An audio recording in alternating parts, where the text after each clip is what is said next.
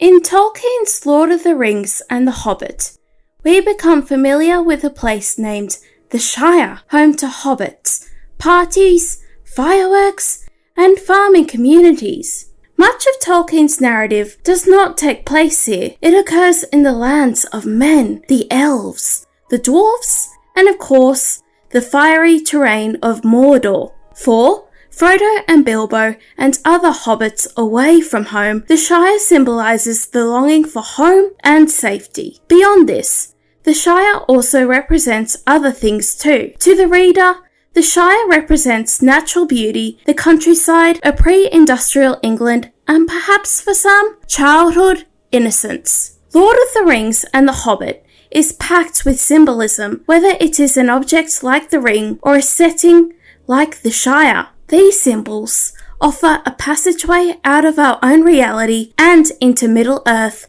and help us understand and connect with the story unfolding. Symbolism can have many underlying meanings: historical, social, political, artistic, but always psychological. Here, I will explain what symbolism is in literature by drawing on three main examples: Lord of the Rings, Atonement by Ian McEwan, and Frankenstein by Mary Shelley. Symbolism is a wide topic, of course, and not all aspects are covered, but I hope to illuminate something surprising about it. I'll also discuss the difference between symbolism and allegory. But for now, let's begin. I'm Madeleine Rose Jones, and I study history, literature, and culture. Welcome to Snowy Fictions.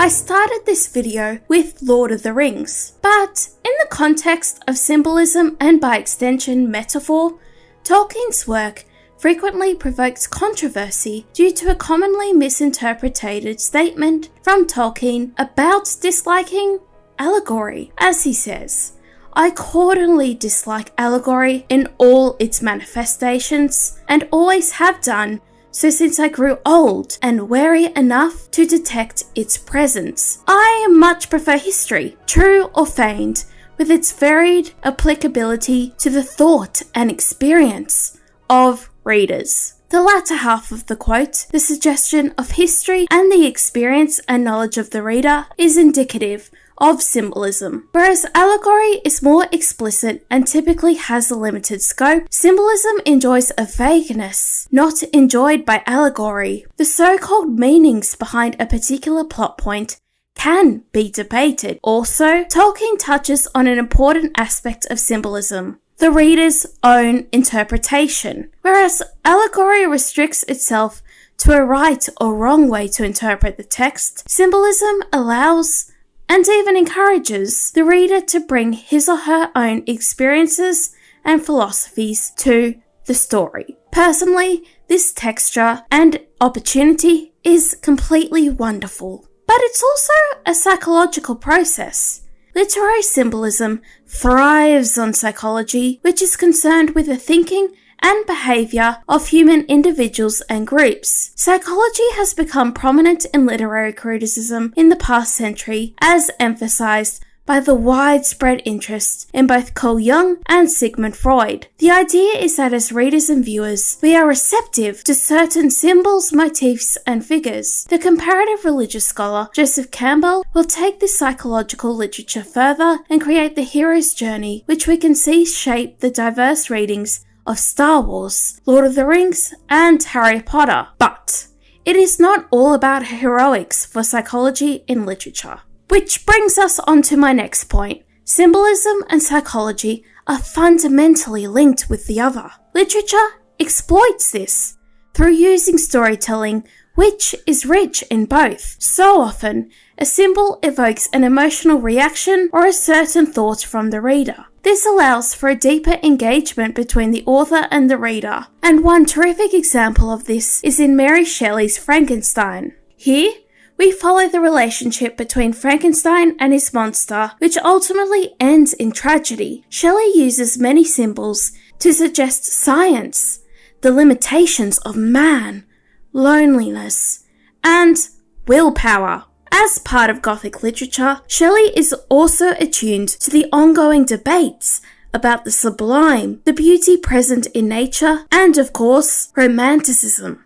Frankenstein's monster himself embodies the ambition and flaws of man as we observe in Frankenstein. This is a dark, somber world, and it's also true that symbolism in literature contributes heavily to mood and tone. Beyond being a great story, this dexterity in symbolism and narrative makes Frankenstein a rich tale, which never comes across as shallow or weak-minded.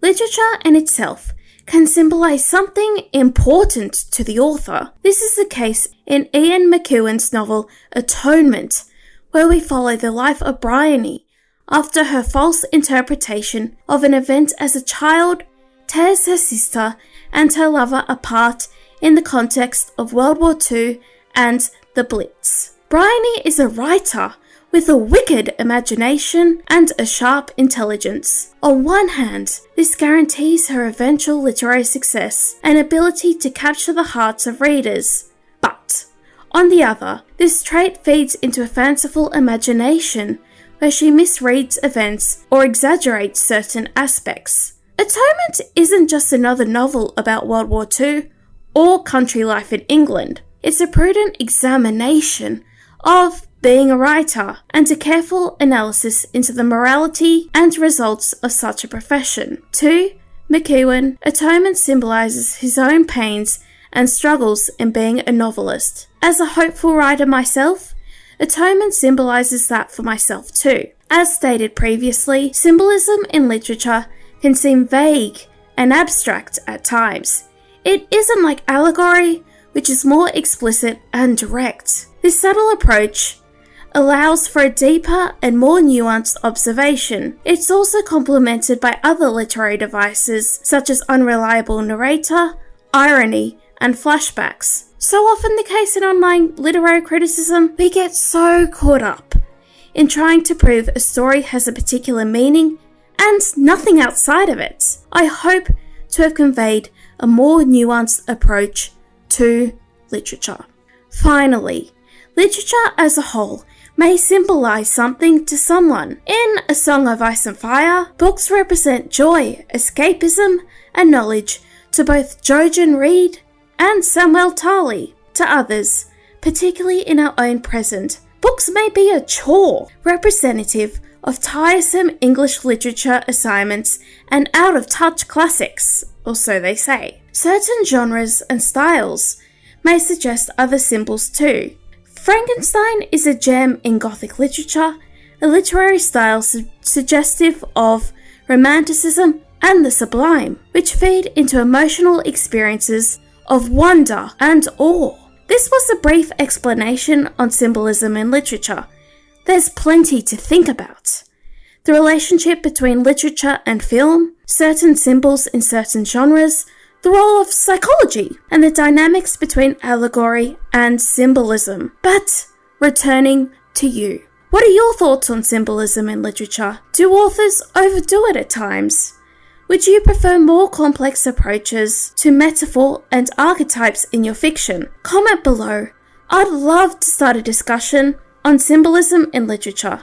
If you'd like, subscribe as I make frequent videos about history, literature, and culture. I also have creative writing classes on Skillshare, as well as a blog and mailing list, all linked below. Thank you for watching, and I will see you soon.